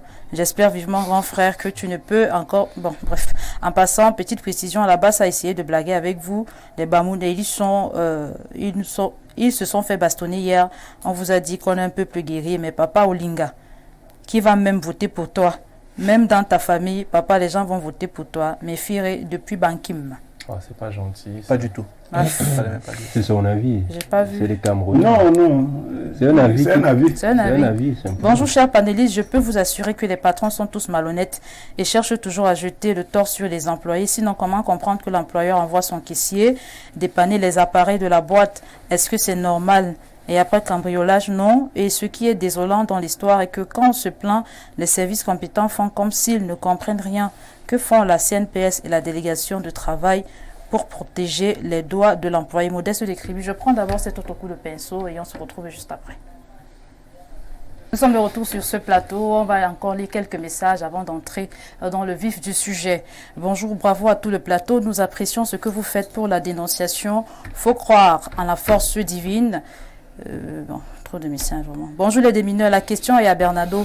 Dans le cadre d'un contrat entre deux individus, structure ou organisation, si l'une des clauses définies par ce dernier n'est pas respectée, cela ne constitue-t-il pas un motif de rupture du dit contrat? Merci Francis de Damas. Il n'y a plus le temps pour la réponse. Ce message est très long. Bonjour Olivia, à tout ton panel. Ce patron du Titanium est un monsieur imbu de lui-même et autant. Son snack est déjà fermé à cause de la mauvaise gestion. Le problème au Cameroun, c'est la difficulté à trouver un emploi. Mais comme Blériot l'a dit, il faut avoir du temps pour suivre une procédure judiciaire au tribunal. Blériot, votre intervention sur les influenceurs fait le tour de la toile et vous avez mis d'accord tous les internautes. Merci d'avoir un seul numéro de standard pour nous, les téléspectateurs. Paul Aristide. Depuis Kribi, je prends ce dernier message. Bonjour les démineurs et à notre démineuse en chef du jour. Merci au tonton Bernardo pour la dénonciation. Certains employeurs sont terribles dans ce pays. Jean-Jacques Rousseau, dans Du contrat social, disait « La fréquence des supplices est toujours un signe de faiblesse ou de paresse dans le gouvernement. » Bonne semaine à tous, à vous les démineurs. C'est signé le petit Loric. Voilà, chers téléspectateurs, on entre donc dans le vif du sujet. On vous l'a dit à l'entame de cette émission. La question se pose, les féminicides, quelles solutions? On assiste de plus en plus aux assassinats des femmes et des jeunes filles, des assassinats qui inquiètent les organismes de défense internationaux des droits de la femme, etc. et des associations nationales camerounaises qui, pour ces personnes, ces assassinats frisent beaucoup plus à une stigmatisation de du genre féminin. Alors, je vais commencer avec vous, Renaud Eboto. Déjà, je vais essayer de planter le décor en entrant avec les chiffres pour que vous donniez votre avis à la suite. Selon les Nations Unies, on parle de près de 5 femmes sur 200 000 qui sont tuées par des proches. Bon, ici au Cameroun, depuis le mois de janvier 2023, on parle de près d'au moins 29 femmes tuées. Entre avril et mai, oui, on parle de 16 femmes tuées. Ce sont des chiffres assez avancés qui inquiètent, ma foi, votre avis. Il fallait s'y attendre. Il fallait s'y attendre, pourquoi? Parce que il y a beaucoup de tensions dans les couples actuellement du fait... il y a plusieurs causes qui peuvent les expliquer, mais la cause la plus immédiate actuellement, c'est la vie chère. Vous voyez, la vie est chère, le pouvoir d'achat est faible, donc les principales causes de conflit dans les couples, c'est d'abord la gestion du manger. C'est-à-dire que vous avez un homme à la maison. Oui, pour vous appuyer, je vais prendre cet exemple. Il y a une petite fille qui a été tuée en avril par son père. Son oncle, je crois, parce que ce dernier lui reprochait le vol de 20 000 francs CFA. Son oncle, voilà, son oncle, effectivement. Vous voyez, normalement, 20 000 francs, ce n'est pas une somme qui pourrait entraîner la mort d'un individu. Mais avec le contexte, 20 000 francs, ça devient, c'est presque la ration alimentaire d'un mois dans les couples actuellement, même si ce n'est pas suffisant, mais c'est au moins un mois. Donc, je voulais dire que l'un des premiers facteurs actuellement, c'est la vie chère et pouvoir d'achat qui est faible. Ça entraîne beaucoup de conflits dans les foyers. Vous voyez, nous sommes dans un contexte économique qui est assez difficile. Les hommes peinent à trouver un emploi. Quand ils l'ont, ils ont des employeurs comme celui du Titanium qui ne payent pas les salaires, vous voyez, ou alors qui payent difficilement les salaires. Ça entraîne quoi? Ça entraîne qu'à la maison, madame également, elle doit sortir pour aller trouver un salaire ou un revenu qui permet de combler le gap. Parce que l'homme n'arrive plus tout seul à nourrir le foyer. Et donc, quand madame sort, c'est des tensions avec son époux, pour ses heures de rentrée, pour son impertinence. Parce que quand madame travaille, on la trouve impertinente à la maison, etc. Ça entraîne des tensions. Donc pour vous, les difficultés financières peuvent entraîner un homme à tuer sa femme? Plus de 60% des problèmes qu'il y a actuellement dans les couples au Cameroun, ils sont de manière directe ou indirecte inhérents à des difficultés financières. C'est ça qui crée les tensions en fait. Vous savez que lorsqu'un homme prend bien soin de son épouse et bien soin de sa maison, il a moins de problèmes. Les femmes ont souvent tendance à ne même pas poser de questions à un homme lorsqu'elles ont reçu l'argent de la ration. S'il veut rendre même à 2h, 3h du matin, ça pose pas de problème à une femme tant que le monsieur a correctement rationné et que tout va bien à la maison. Vous voyez. Donc, en amont, pour être plus scientifique maintenant, qu'est-ce qu'on va dire, c'est que l'État doit se rassurer que les citoyens ont un certain pouvoir d'achat, vous voyez un peu, pour pouvoir vivre décemment. Donc, si pour vous, tout le monde mange, cela pourrait contribuer à stopper la saignée, c'est cela? Non, ce n'est pas une affaire de manger. Si le revenu de l'homme est suffisant pour prendre en charge, pour prendre toutes les charges du foyer, ça ferait en sorte que son épouse ne sortirait pas pour aller travailler de manière nécessaire. Vous voyez, c'est comme ça que ça se passait à l'époque. À l'époque, pourquoi est-ce qu'il y avait moins de féminicides? L'homme était le chef de famille. Et c'est comme ça que nous, en Afrique, nous avons été éduqués. Sur le plan anthropologique, l'homme est le chef de famille en Afrique. Donc, on doit le respecter. On ne les mascule pas. vous voyez. Son épouse a d'autant plus de respect pour lui et ça se passait comme ça à l'époque parce que elle restait à la maison, s'occuper des enfants, restait à la cuisine, vous voyez, et l'homme sortait pour ramener de quoi manger à la maison. Maintenant que les données ont changé, la femme doit sortir, le mari doit sortir, sauf que on n'a pas réappris à l'homme que désormais, tu n'es plus le patron en chef de la famille. Tu as un sous-chef qui doit t'aider, que tu dois également respecter parce que vous êtes presque égaux désormais. Vous voyez? Moi, j'estime que le 21e siècle, c'est le siècle des marginalisés. Vous voyez la montée des Noirs. Les Africains qui demandent à la France désormais de partir. C'est le siècle des chefs des marginalisés. Les femmes revendiquent leur autonomie. Donc, désormais, vous avez des femmes qui sont instruites, qui vont à l'école, qui savent que l'homme est comme... Non, pas. La défiance vient naturelle, de manière naturelle, parce que elles savent que désormais, l'homme paye l'eau, l'électricité, elles peuvent payer le manger, etc. Donc, elle a un apport certain dans le foyer. Il est inadmissible que désormais, l'homme pense, pour chuter, l'homme pense que il peut venir la dominer comme ça se faisait avant. Donc, je crois qu'il y a une éducation qu'on doit faire sur les garçons aujourd'hui. Vous voyez, l'éducation qu'on donne aux garçons avant ne peut plus être la même aujourd'hui, vu que le contexte économique est différent. Aujourd'hui, on doit apprendre aux jeunes garçons que lorsque tu vas aller te mettre en couple avec une femme, elle est un individu à part entière comme toi. Tu dois la respecter également. Vous devez partager les charges du foyer ensemble. Et tu n'as pas, lorsque vous avez un conflit, il faudrait le régler à l'amiable. Pas en lui donnant des coups de poing. Parce que c'est ça qui entraîne généralement les féminicides. C'est la bastonnade qui entraîne ces féminicides-là. Donc, il faut apprendre aux garçons que désormais, les femmes, ce n'est plus pareil. Et je chute maintenant en disant que, également, les femmes doivent être un peu plus tolérantes vis-à-vis de leurs hommes. Parce que finalement, avec la montée de la vie chère, ce sont les hommes qui sont les plus malheureux. Vous voyez, ils ont beaucoup de responsabilités, beaucoup de charges. Parce que même sur le plan sexuel, il faut le dire, un homme qui n'est pas dans son esprit n'est pas stable parce que il est soucieux comment faire pour nourrir ma famille. Okay. Sur le plan sexuel, dans la nuit, il n'est pas en forme, vous comprenez. Et ça aussi, ça peut entraîner la défiance de son épouse vis-à-vis de lui. Et donc le matin, ça se traduit en bagarre et ça aboutit à un meurtre. D'accord, c'est bon. Merci beaucoup. Alors, je me touche.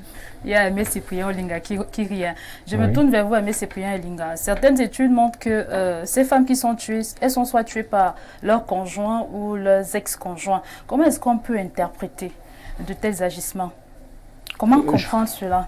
Quoique mon prédécesseur avait déjà commencé à planter le décor, il a dit des choses extrêmement pertinentes. Vous savez, on est dans un siècle où...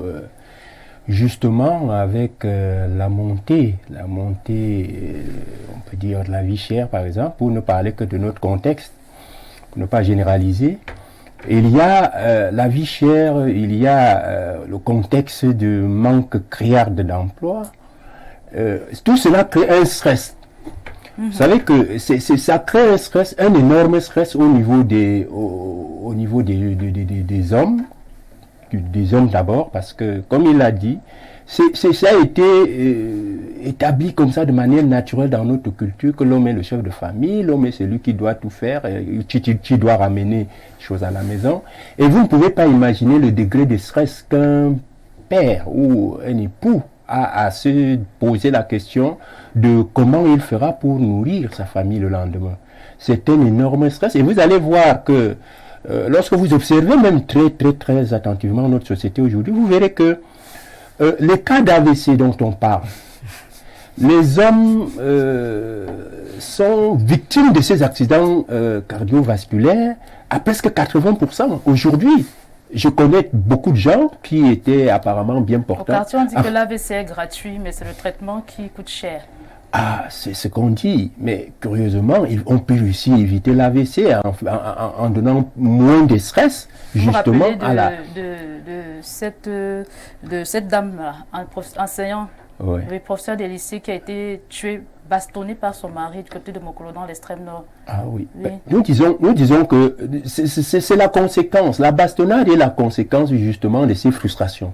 D'abord, quelqu'un qui n'a pas un revenu stable, quelqu'un qui est peut-être au chômage.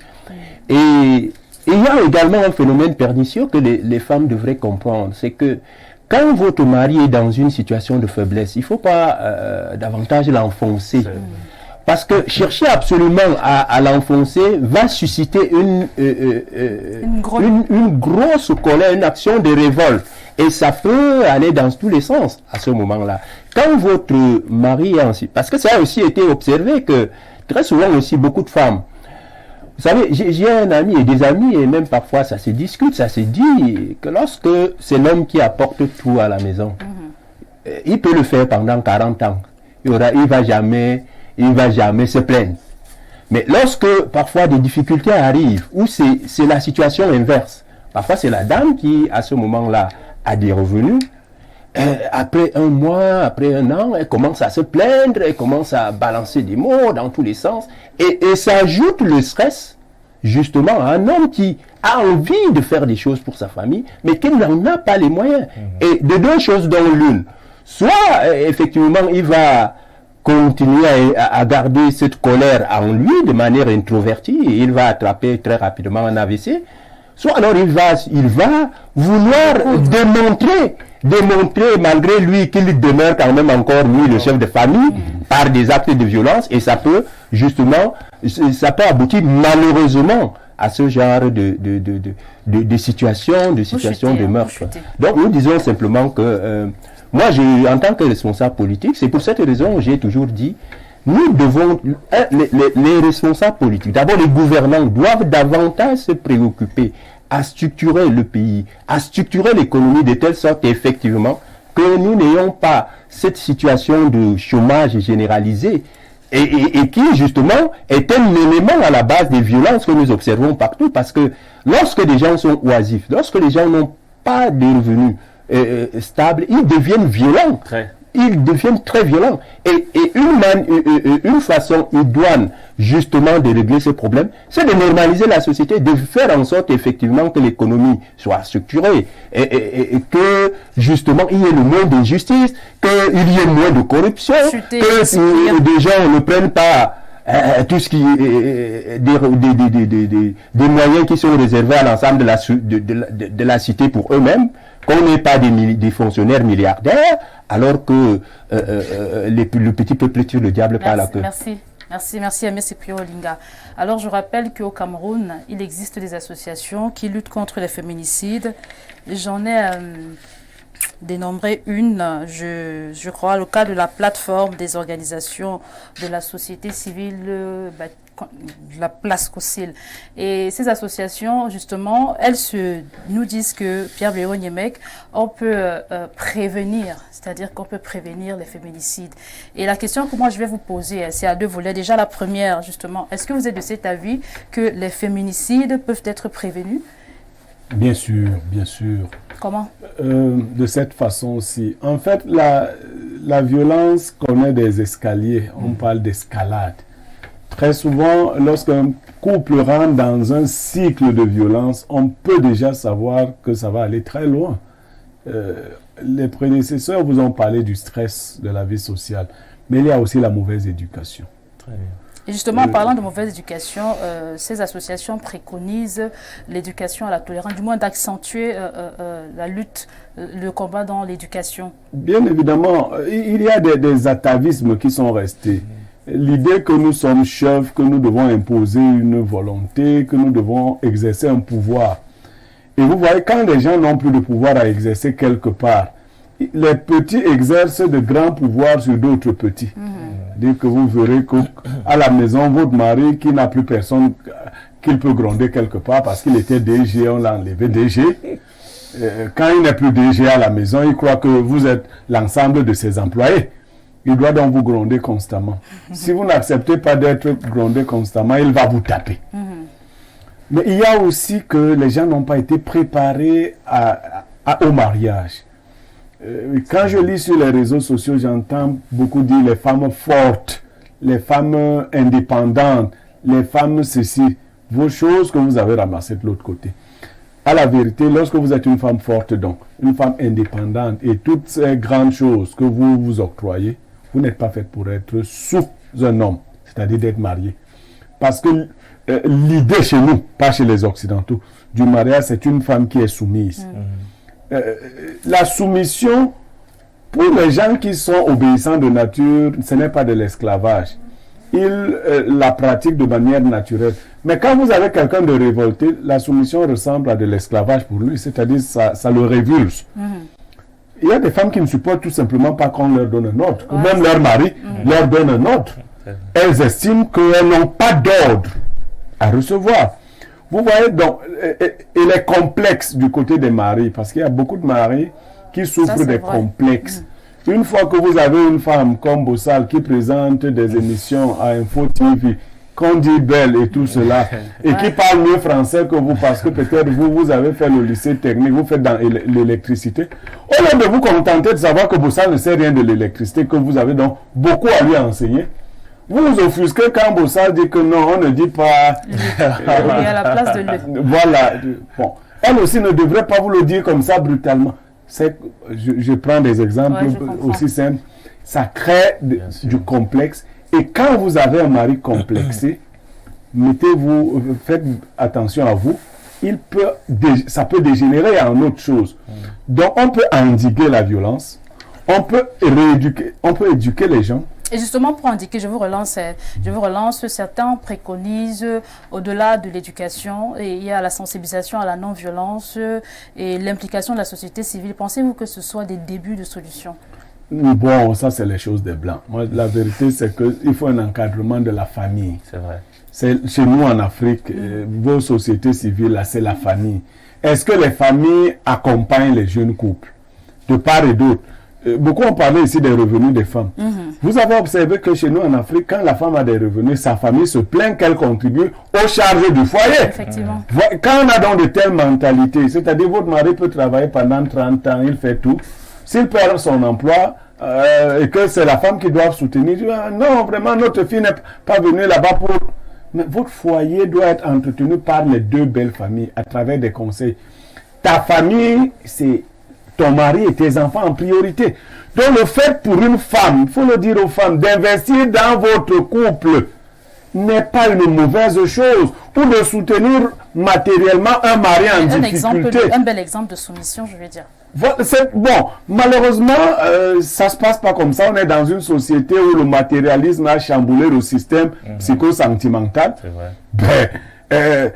Une femme pense, les familles des femmes et les femmes elles-mêmes pensent que leur contribution financière, c'est de l'escroquerie qu'elles subissent parce que maintenant, le revers, si vous ne voulez, vous pensez que les couples qui ont de l'argent et beaux n'ont pas de problème de violence, que non. Si. L'argent aussi est source de violence parce que comme on ne se satisfait jamais, plus vous en donnez, plus on en demande. Parce que si ce mois, on vous a demandé les bijoux de 100 000, le mois prochain, on vous demandera une voiture de 3 millions, et ainsi de suite. Donc, on finit par vous mettre dans le stress. Je crois que les hommes et les femmes doivent, dès leur enfance, être éduqués au contrôle de leurs propres émotions. Ils doivent grandir en maîtrisant leurs émotions pour éviter d'être dans des couples de violence. Ok, merci Pierre Béoni. Mais je me tourne vers vous, Bernardo Basson. Vous êtes le juriste sur ce plateau. Et le 15 mai dernier, la ministre de la Promotion de la Femme et de la Famille, Marie-Thérèse Abenandois, oui, je crois, elle a lancé un plaidoyer, ça veut dire ça comme ça. Elle a introduit, c'est le mot juste, un plaidoyer pour que une loi cadre spécifique soit votée dans la lutte contre les féminicides. J'aimerais savoir de votre regard d'expert, serait-ce là si l'endurcissement de la loi serait une vraie piste de solution? Non, absolument pas. Ça peut juste être une solution cosmétique. Parce que le problème, pourquoi? Il est profond. Il y a des sceaux qui ont été levés. Vous savez, certains estiment que la loi n'est pas assez dure. Elle est un peu souple. Non, la loi condamne le meurtre. Parce qu'on va dire féminicide, infanticide, homicide. La loi condamne le meurtre, l'assassinat, le crime. et prévoit des peines appropriées pour ces infractions-là. Vous voyez, les peines, des fois, sont très costaudes, par 10 ans, 20 ans. Vous voyez, donc la loi, pour moi, est suffisamment éloquente sur les questions de crime. Parce que un féminicide reste un crime, peu importe comment on le qualifiera, maître assassinat ou le reste. Je dis bien, des sceaux ont été levés. Pourquoi? Premièrement, les supports d'encadrement de l'individu ne sont plus cohérents. Il en existe 3, pratiquement. Le premier, c'est la religion ou la spiritualité. Le second, c'est la loi morale. Et le troisième, c'est la force publique, qui va des textes de loi jusqu'à la police, gendarmerie, en finissant par les juges. Mais dans le monde moderne, il existe un divorce prononcé entre les individus et cette tissu de régulation des choses dans la société. Vous voyez ce que je veux dire? Aujourd'hui, les religions ne sont plus sacralisées. La loi morale est complètement banalisée et on n'a plus confiance en la justice. Du coup, la libre expression des passions et des penchants parfois négatifs peut prendre le pas, cette libre expression-là. Deuxièmement, il y a un élément qui est très important à relever. Et là, René et également les autres l'ont dit. La question financière. Parce que c'est une chaîne et un cycle. La question financière, lorsqu'elle n'est pas réglée, fait naître le stress. Le stress qui finit par créer beaucoup de maladies, parmi lesquelles des maladies psychopathiques. Parce qu'aujourd'hui au Cameroun, dans le monde entier en général, il y a beaucoup de personnes qui sont malades mentalement. Il y en a qui souffrent parce qu'il y a des, vous savez que moi je suis un peu psychologue, il y a des émotions, des pseudo-émotions, des quasi-émotions bien répertoriées par les psychologues, parmi lesquelles vous avez l'angoisse, la tristesse, la colère, la violence, ce que vous voulez, la frustration. Et donc beaucoup sont malades de troubles parfois unipolaires, parfois bipolaires, et donc deviennent excessifs avec des comportements compulsifs, donc conduire au crime. Donc le fait que les gens souffrent dans les familles crée en eux des troubles mentaux qui dégénèrent donc sur des cas. Maintenant, le dernier élément, c'est que aujourd'hui, il ne faut pas oublier qu'il y a beaucoup de viols, il y a beaucoup de vols, et ce qui finissent souvent en crime sur les femmes parce qu'elles sont physiquement plus faibles. Donc, il y a aussi que parfois les FMO ne contrôlent pas assez les dérives des jeunes. Parce qu'on voit les jeunes se droguer, on laisse devenir progressivement violents, on laisse, oubliant que c'est un cycle qui va devenir très, très dangereux plus tard. Donc je veux dire que la crise, elle est sociale, elle n'est pas que sur les femmes. Parce que aujourd'hui on en parle plus, mais depuis des temps immémoriaux, on tuait des femmes, on tuait des hommes, parce que les hommes sont parfois habités par des instincts pervers, négatifs, malsains et méchants. Donc, ce que je pense, c'est 2 choses. La première, c'est que il faut doper à nouveau et renforcer les mécanismes d'encadrement du mental. Je l'ai dit, la religion, la morale et les lois. Et deuxièmement, comme les autres l'ont dit, rééduquer les personnes au système de non-violence, tolérance et autres choses. Ok, merci beaucoup. On va prendre ces avis des téléspectateurs. Quelques avis. Bonjour au panel, c'est le plus 33. Bonjour au panel, bon début de semaine. Un bonjour particulier à Olivia Latarine du micro. Concernant le coq sportif en perte de vitesse, en Europe, je dirais que les Français ont choisi le coq comme emblème, car c'est le seul oiseau qui arrive à chanter les pieds dans sa propre... Bonne continuation. Jean-Louis, depuis Paris. Merci Jean-Louis. Bonjour mes frères, je souhaite que vous consacrez au moins 1 heure par semaine pour parler de la profession d'influenceur. Mon fils m'a dit qu'il veut être influenceur. Je lui ai défini influenceur au Cameroun comme une personne qui est faible dans tous les sens et qui veut à tout prix vivre au-dessus de sa capacité de discernement. Par contre, un influenceur est celui qui vit en travaillant dur, donc il influence le public par son travail. Exemple, un enfant qui est premier de sa classe est influenceur. Pour ses camarades, c'est Badamassi Babagida de Yaoundé. Bonjour au plateau. Ces féminicides ont beaucoup de raisons, mais je vais évoquer un pan, la jalousie. Aujourd'hui, les femmes sont un peu plus légères qu'avant et pourtant la vie est si difficile que quand quelqu'un investit sur une femme et qu'il découvre que sa femme se la coule douce ailleurs, on peut arriver à l'irréparable. C'est Sévérin depuis Obili. Les féminicides sont dus à la violence, c'est le dernier message qu'on va lire. Les féminicides sont dus à la violence dans le couple et dans les foyers. Il y a des hommes très violents qui se comportent comme des dictateurs. Quand il y a un souci, c'est la violence immédiate. Par ailleurs, s'il y a des femmes qui ne savent pas se contenir, elles sont mal polies. Elles parlent avec dédain et mépris à leurs époux et cela crée des tensions. La seule riposte pour l'homme, c'est la violence. Un couple doit privilégier le dialogue et les échanges. Évite au maximum la violence physique. Paul Aristide, depuis Kribi. Renaud Eboutou, votre mot de fin. Bon, je dois dire que au premier coup de poing, il faut partir de ce foyer, ce qui devient dangereux pour la femme. Donc, il faut se retourner vers les associations de défense des droits de la femme au premier coup de poing, de manière à ce que l'individu soit encadré, que cette violence-là soit encadrée avant d'y retourner. C'est-à-dire, vous vous réfugiez dans votre famille, vous convoquez une réunion de famille pour que le monsieur qui est à l'origine des premiers coups de poing puisse s'amender avant le retour de l'épouse là-bas. Parce que lorsque le premier coup de poing est passé et que c'est bien passé, ensuite ça va devenir 2-3 coups de poing et on termine avec un cas de féminicide. Oui, juste pour dire aux femmes et aux hommes que Dieu a bien voulu que les deux soient complémentaires et qu'il ne saurait y avoir une société où les uns sont contre les autres. C'est en vivant en harmonie.